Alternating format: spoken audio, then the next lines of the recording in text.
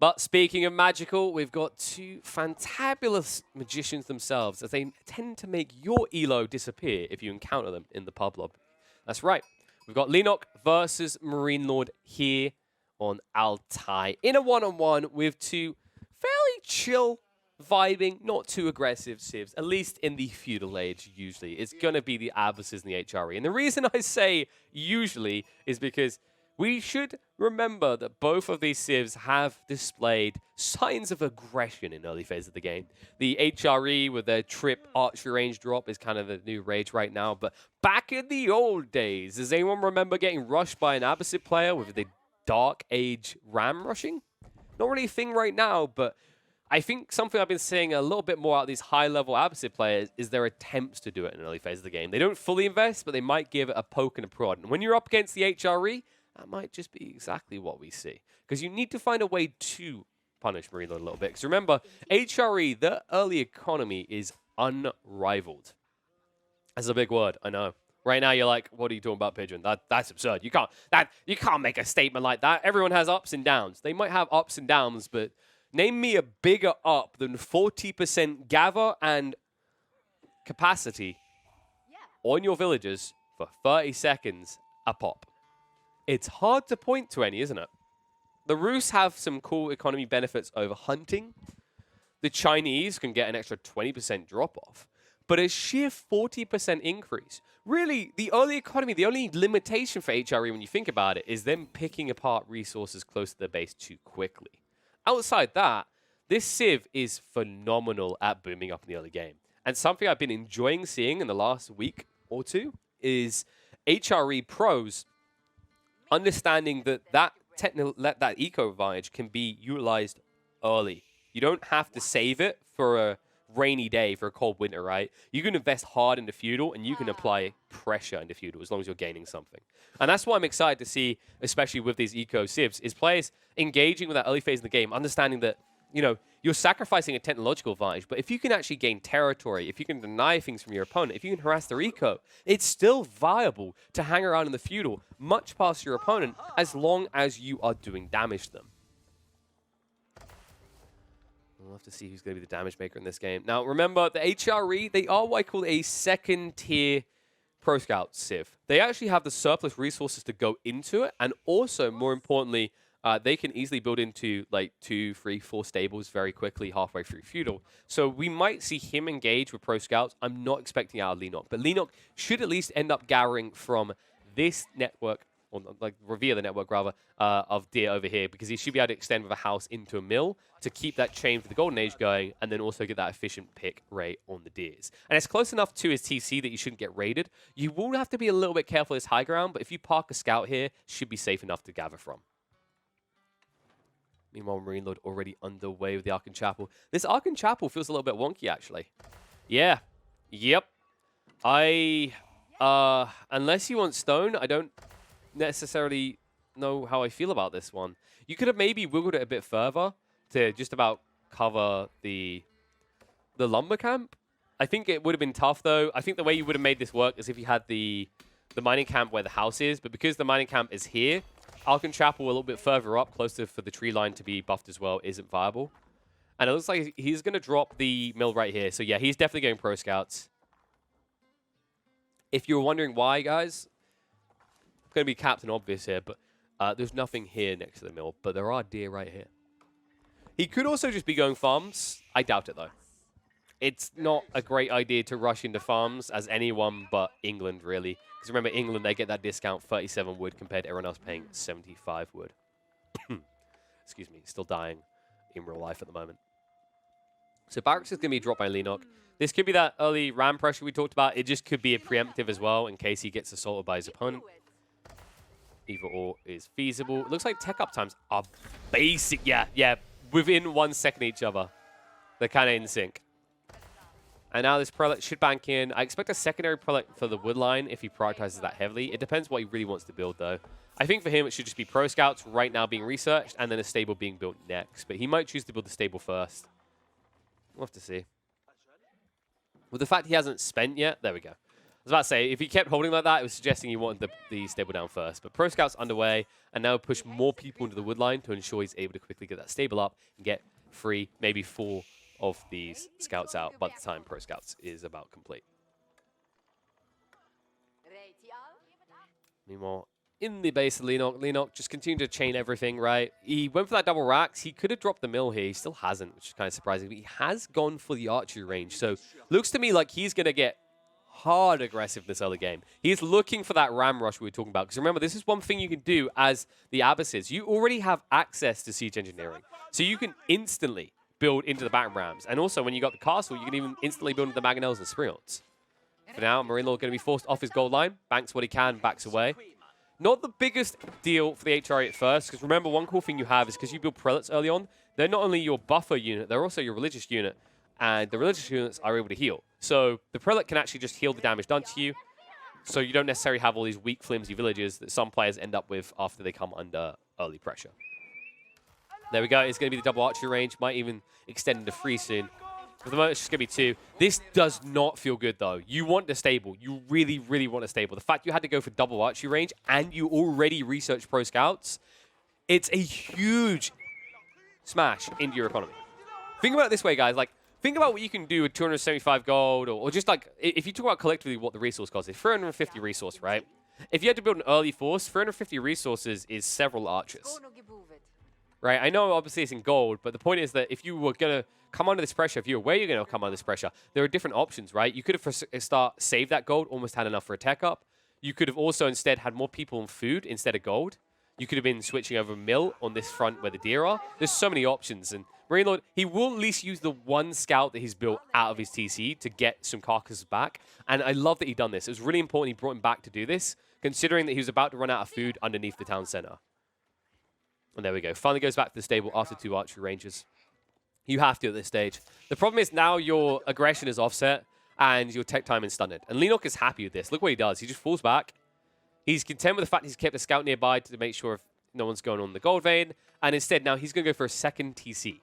Now why this is a big deal is because his opponent no longer has that immediate Castle Age boom up timing under his belt, right? He doesn't actually have that as blatantly as most HRE players do because he got slowed on this front. And you can see, he doesn't even push that many people out into the gold front right now because A, he had to invest heavily into food and wood on the archer side, but B, also he's still a little bit paranoid that his opponent might be lurking around. And he doesn't know how many archers he's got. For all he knows, Lenok has continued to invest into a military force, something that Marine Lord can't actually get info on because remember, he had to bring this scout back to gather the carcasses. And this is the knock-on effects of Age of Empires. I think it's something that it's cool if you just imagine it up on a drawing board, right? And you're just like, you're linking piece to piece to piece, right? And you just look like the crazy conspiracy theorist guy at the end of the day. But it all links, right? It's all a knock-on effect. You really have to think of strategy games because of how an event at the first 3 minutes can affect one at the 30. It's a ripple effect. It's a knock-on, right? That initial splash in the water of a pebble is nothing compared to the size of the ripples afterwards. And inefficiencies or gaps in your economy or military, whatever, early on, ripple into the later phases of the game.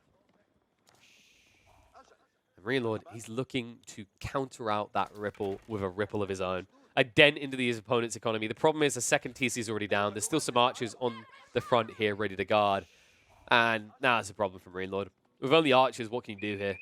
They're very stacked. Lenok is playing a very non-greedy style, right? He hasn't extended out to this tree line with the TC. He hasn't, for example, had an exposed goal line or anything. Everything is safe and protected. And of course, Abysses are one of the civs that actually benefits a lot from that, courtesy of the House of Wisdom's Golden Ages, right? Because it means that you're branching more structures in to this count and unlocking the tiers where you get the better gather rates and research speed and eventually even production speeds.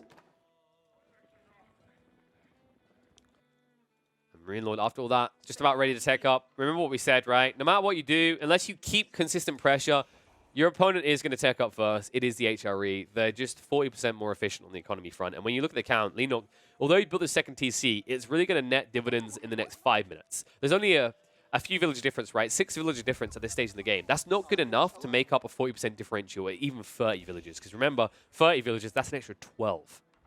And that is why Marine Lord is able to ramp up far ahead of his opponent. And now he'll build into the Regnitz Cathedral. And now we should just see Marine Lord look to guard on these relic locations with the small army that he built up. But instead, look what he's doing. He stabbed around the back. He snuck in under the gold line, and he's putting a dent in the eco.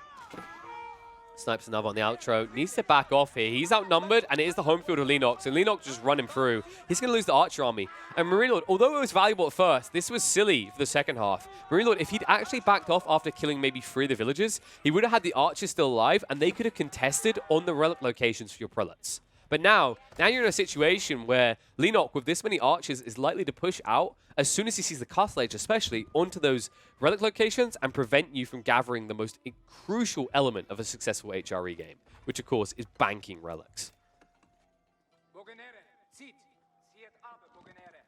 Meanwhile, Scout Army doing really well. So many carcasses being gathered. And although he went through these initial ones, remember, he didn't go pro scouts himself, so Lennox isn't going for the deer over here. He didn't try and take any away from his opponent. He just allowed this. He had to. And at least the good news for Lennox is he's about to get a 3,000 food supply over here with the berry bushes, right? So not the end of the world for him. Could go for Wheelbarrow now. I 100% think you should. I think Wheelbarrow is quite a phenomenally valuable tech for what it costs most of the time. But if you go multi-TC, it feels almost just silly. I'm going to say silly. I was going to go with meaner words. I'll say silly to not pick it up. And look at this. Lennox. He's got his number. He knows what's coming in. He's like, a prelate must have went out already, right? He's going to chase this poor lad down. Wallalo is going to be a big fat fail. And the problem is, this is all a ripple effect again. Marine Lord, because he sacrificed the archers when he dove too far, these archers are now going to block you from from banking your relics for quite a while, right? And yeah, you can see he can't afford to keep sacrificing villager production for prelates at this point. He has to build a monastery. This does not feel good as the HRE. Not at this stage, right? Because remember, monasteries are 200 wood. On top of that, you've already lost, what, 2 prelates, I think it is so far? So that's a 200 gold cost. Thank God it's not the 300 that it normally is for most civs. But finally, knights are going to come out. So Lennox will finally have to give some respect over to Marine Lord. Marine Lord should be able to move out now to collect the relics. Remember that also, he's not been buffing his lines anymore. The Archon Chapel was unbanked, right? He pulled the prelate from there to go pick up one of the relics, so he's lost a lot of his efficient economy. It means that Lennox has started to boom up quite a bit, and that lead on the villager count is a true lead now. It's actually not, like, it's not got variables in it like the 40% increase I talked about, because your prelate isn't actually buffing people with Holy Inspiration anymore. And I believe, yeah, tech underway. 45 seconds out, then Lennox is up in the good times. Castle Age, the most important point in the game. It's actually the win condition for Lennox in this game. Marine Lord's win condition is actually Imperial Age, or excuse me, or preventing your opponent from reaching Castle. Those are your 2 choices, but Castle's already achieved, so you have to aim for targeting like Imperial Age with control around the center of the map. Because Abbasids are kind of underwhelming if they go up into Imperial. Castle is their strongest point, and you can see he's actually building Camel Archers here. Camel Archers for the Camel Unease, remember, up against the Knights. Really effective solution. Camel Archers are especially fantastic up against melee cavalry, just because they will always get close enough that you will be able to debuff them while still being protected behind your front line. There we go, second relic finally going to be banked. Captures center sacred site, grabs all the carcasses on the west side as well. Should be dragging them back soon. And Archie just keeping eyeballs on what's happening in the back over here. So a lot of control right now. Lennox has forfeited over 2/3 of the map to his opponent, really. He's very defensive at this stage, and it needs to change very soon. We can see he's at least getting the upgraded vet for his Camel Archers over here. But nothing coming out of the racks, so no man-at-arms play, no spears, nothing like that at all. It's just mainly Camel Archers. There's a point of diminishing returns with this strategy, by the way. If you basically make only Camel Archers, I don't like your chances of winning this game. You need to mix it up. Another cool detail, the Knights decreasing that damage means they can't snipe out villagers quick enough. It also means you could never catch these Knights when they run away, as we're seeing now. And look at the backside, look at the rapid, the Knights! Oh my god, it might only be 5, and 3 of them might only be on the villager lines, but they can run rampant and do a lot of damage fast here with 24 damage per strike. 2 villagers already down, made that 3. Looking for the 4th, maybe we'll get the 5th as well at this rate. Clubs into him, it's not targeting the weak ones just yet, it's kind of just attack clicking. Looks like he's going to have to back away before he can strike out a few more. We'll lose the Knights in the end. Didn't get as many villagers as he would have liked, but he forced the whole army back here. And look, he runs in on the other side. Snipes out another village before falling there as well. But also, he dragged all of these villagers off the wood line for a good 20 seconds, right? So even though he loses some Knights, remember these Knights almost feel like they're for free because you have the Regnitz Cathedral full of relics. So you're just generating so much gold passively at this stage. And also, with that pressure, and with the fact that Lenok is still sitting in, look what Marino's starting to do. He doesn't need to end the game now. We said already, his win condition is Imperial Age. All he has to do is give Lenok the rope to hang himself with, and that's exactly what he's doing. He's just basically boarded himself in the house. He's it's like zombie apocalypse, whatever. He's boarded up the windows. He's locked the doors. He's basically barricaded himself in, and he doesn't even have the tools to get out now. And after he's barricaded himself in, he's looked around and gone, wait, where's the food and water? Oh, crap. So now Lenok's in a situation where he has to find a way of breaking out of the barricades he built up himself before he runs out of resources. And he will run out fast at this rate. On 2 TCs in this situation, look at the wood alone. He's going to be forced to the wood front soon. The one that is front of his base, which is going to be so easily raided by these forces. Marine Lord. Worst case scenario is what Lenok is now doing to him. Lenok did... I don't know if he just read this perfectly and understood when he saw a force this size, but the tech up is underway. Marine Lord, this would be the worst time possible for your opponent to be in your base. The Mangonel will offset him a little bit, but he has nothing but Knights at the moment, and that's the problem. He needs more than this. Spears are scared, though. It looks like it's good enough. Marine Lord, you feel good now. You've capped all the sacred sites, so your opponent has to turn around for that. He's slowed down, and as a result, this Imperial Age will be completed unimpeded. Really big deal. What is this stable, by the way? What is this stable? We train our Knights at high altitude so they are able to perform on less oxygen. It makes them more efficient fighters for when we take our holy crusade to the Tibetan mountains. God bless.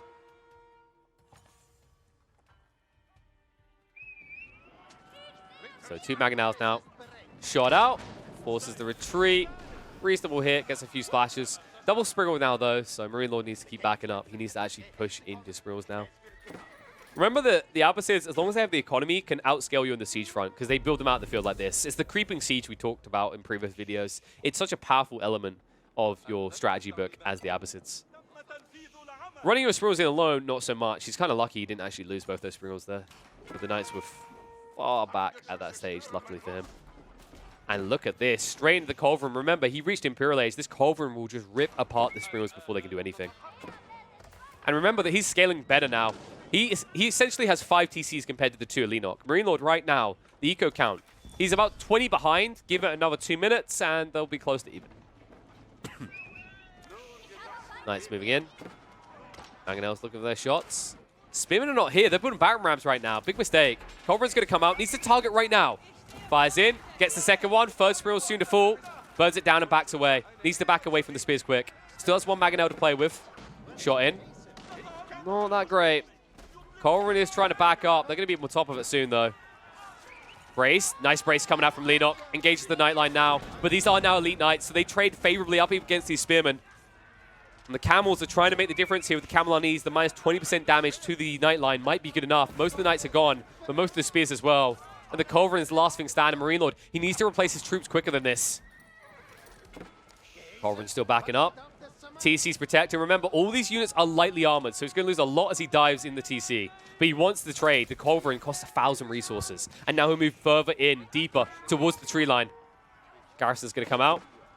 And once again, these units under fire. Lenok, there's enough here that even with light armor, though, they can actually put a big dent in the eco of Marine Lord. Marine Lord just trying to stagger step past as quickly as possible to get away from these camels. We'll pull fully back, and it's just camels left.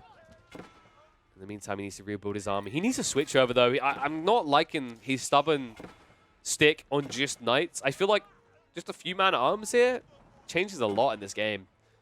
The heavy damage up against the Camel Archers, maybe, or like, well, not heavy damage, but just more or less the tank ability, right, up against this composition completely screws Lenok. Even just Spears would be nice. Your opponent hasn't actually built that many archers when you think about it. That small contingent of archers at the back, that was all that there was. Like 6, 7 maybe, no more than that. So switch over. Marine Lord drags 40 villagers onto this berry line. That's going to pick it dry very quick. Mangonel coming out like this is baiting them a little, though. There's only 2 spearmen, so they shouldn't be able to actually deal with the Mangonel. It will back up in time. Nice shot out onto the camels. Back to where again. Remember the lightly armored, so they take a lot of damage out of the siege weapon. Lenok not waiting, not regrouping, trying to keep that pressure up. Building the battering rams now means that he did expose his frontal vanguard and had to surrender them over. And this has given a little bit of room. Marine Lord, with this many people working on the bushes, is quickly going to recoup the food required to rebuild that knight army. You can see the numbers are increasing quickly. There is a danger point soon for Marine Lord, and that's when he has to transition into farms. Which is why he needs to get this woodline sorted. Yep. Plopping it down right now as the old one's about to run out. As more people coming out in this berry bush over here, it's why he keeps them on this side, is because the Palace of Swabia will actually rebuild a line to pick apart the foraging zone at the back of his base. And Siege Workshop gone. This isn't exactly quick out of Lenok, and Lenok, I don't think he's trying to save up now. I just don't like this play. I think if you want to end this game, you just need to do it now. The tech up really isn't going to be the detail that does it. He's at least investing heavily into siege weapons, but you can see on the numbers, he could have so many more units out at this stage. And he's giving so much time over to Marine Lord to get that quality army up. And remember, even when you have the savings required, it's still going to take you 2 minutes to tech up. So House Network goes down. Knights need to move to the front right now. Baron Ram doing some work, and it seems that Marine Lord has totally forgotten about emergency repairs, as far as I can tell. We'll save it for the big structures, though. Now the Knights move in. Mangonel shots, not too bad actually up against the Baron Ram. About 60 damage. And remember, the TC can target what unit it wants. Baron Ram's moving across the most critical detail of the HRE's base. That would be the Regnitz Cathedral. Nice hit with the Mangonel. Spearmen are exposed, going to be burnt down quickly here. Spearmen holding their own up against the Knights for the time being. And Marine Lord not even prioritizing them at all. Needs to either pull past them or get out of here quick. Mangonel still alive. Springald going to be brought low and is going to be killed off. And the Spearmen do not last long at all against the Elite Knights. The Elite Knights can now turn around and deal with the Battering Rams before they lose the Cathedral. Really well played by Marine Lord there. Understands the power of these Knights just standing up against his opponents. And now building into Lance Neck too, you have big problems with the Abbasids here. Crossbows now coming out. Still retreating away though. Baron Rams are going to be a fail. Could emergency repair this up if he wants in the Cathedral. Hasn't chosen to just yet. But now that Langsneck are coming out, I think Marine Lord has control of this game. Lenok is currently teching up, but you have to question to what end. What's the big power spike he's now looking for? I think he just missed his biggest power spike in this game. Although these type of moments can bounce you back. Your opponent runs into a stealth forest and runs into a spear line. Not the smartest move coming out of Marine Lord there. Minimizes casualties and loses to Knights and Langsneck, but still a lot of rebuilding, right? He needed the space to do this. We said he was going to have to transition soon over to the farms. He's underway with that right now. And once again, just not using the emergency repairs. Marine Lord, he hasn't really even optimized his HRE. He could have used his emergency repairs multiple times over by now, and he never did. Instead, he pulled 12 villagers away from the wood line to repair the Regnitz Cathedral to full. Kind of a very suboptimal play, shall we say, coming out from the StarCraft 2 veteran himself.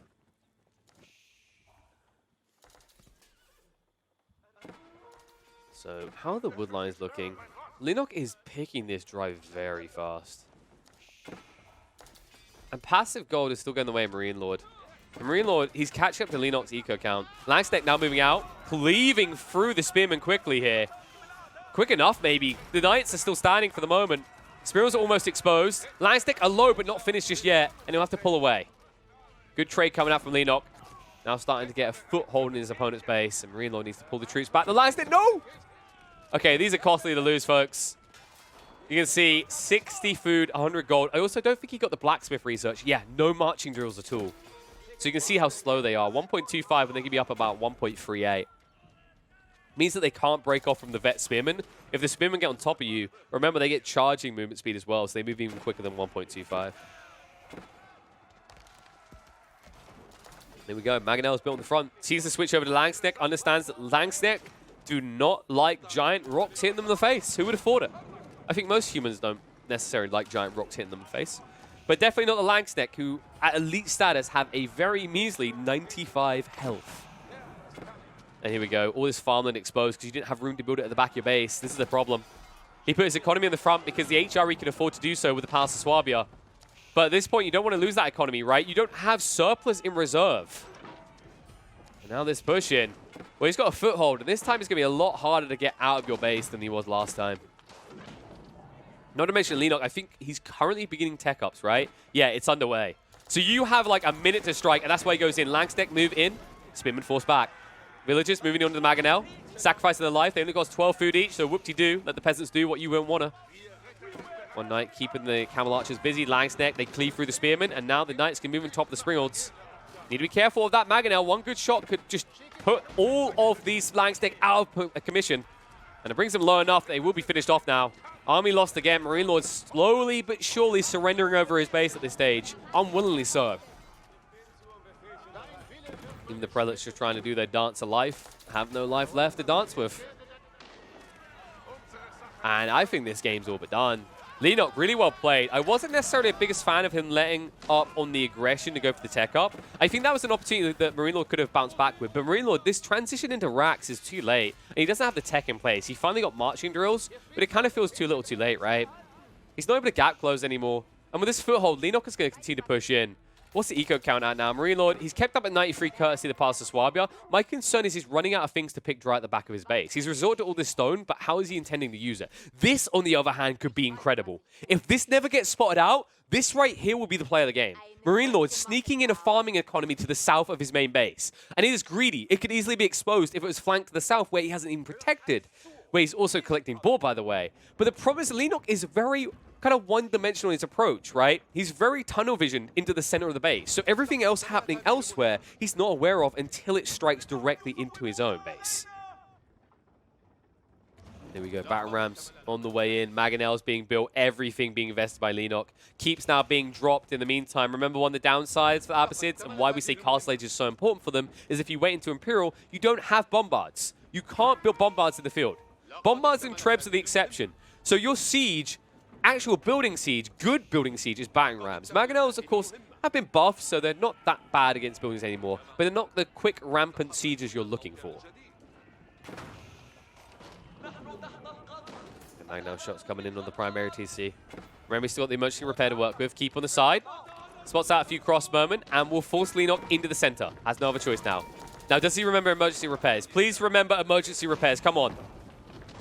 Use the button, Marine Lord. Use the button. Come on. You're hurting me, man. You're actually hurting me. He charges in. Langstek engage. Spearmen trying to hold their own against it, but they're not engaging Knights. They're primarily engaged in the Langstek, and that's why they have to back away. And that might expose the Springolds straight in. Burns them down. Re-engagement coming out as they try to stab in again with the spears. Langstek numbers are depleting quickly here. Villagers trying to burn up the battering rams in the meantime to buy more time.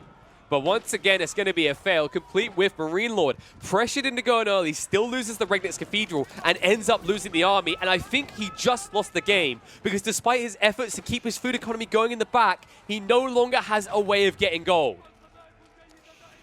Yeah, that's how bad it is. You see it. You see it on the map right now. Run, little Villies. It's too far, though. A map too far, it feels like, as they are going to be too late. The GG will be called. Lenok, what a play to win this out. Really well done to apply the pressure. And Lenok, I think he actually noticed that Marine Lord was not using the repair, right? And the fact he never seems to realize emergency repair exists means that he's sacrificing villages. He's actually sacrificing buildings more than he should be. And it makes it so much easier for Lenok to move in, find a foothold in the base, and then establish initial control. And from there, he essentially just grabs a hold of the balls and refuses to let go, right? You try and pull away, it's just going to hurt more. That's exactly what it felt like for Marine Lord. And you can see on these charts, actually, just have a quick look at this. The distance between these two lads was just building more and more over time. And I have to give really big credit to Lenok. After this big delay, like Marine Lord, he should have spiked up here, but he didn't diversify. I think the switch over to the Langstek came about here, maybe a little bit later. So maybe it was about 15, 16 minutes. Instead, he went until about 22, 23, maybe 24 minutes before he switched over into Langstek. And that's just too late. You saw the biggest issue is he didn't have the tech advantage anymore either, right? Because he hadn't got a blacksmith down sooner. He hadn't got his hands on things like marching drills. So he's not able to gap close. He's not able to do the damage. And when he loses the Siege Workshop and never rebuilds it, that's also hurting him a lot. The reason he didn't rebuild it, by the way, is his wood lines are drained in the initial tree line. And then the secondary one, a lot of that was just immediately being invested into a new farming area to the south of his base, which was a big brain play, really fantastically identified by him that his opponent was never looking there. But it's because his opponent never needed to. Leenock was already in his base. All he's concerned with is a way of pushing into the primary TC and stripping out that frontal area where you've got your primary TC and your Regnitz Cathedral. As soon as that's gone, as soon as that Regnitz Cathedral dropped, we saw Rainlord's morale in this game and also his chances of winning this game, dropping to like 5% maybe. I think the only way that Marine Lord comes back at that point is if Leenock has a heart attack at his PC. But even then, I think just falling on your keyboard and hitting every button might have been good enough to end that game because Leenock had already done all the important stuff leading up to it. So well played by him. Takes the game. But if you enjoy what you see here, guys, make sure you subscribe on the YouTube side of things. There's more content there. And if you're on the YouTube side, why don't you start off by going through a list of games which are going to be showing. And then after that, go across to the Twitch side and watch us live. And I'll see you there.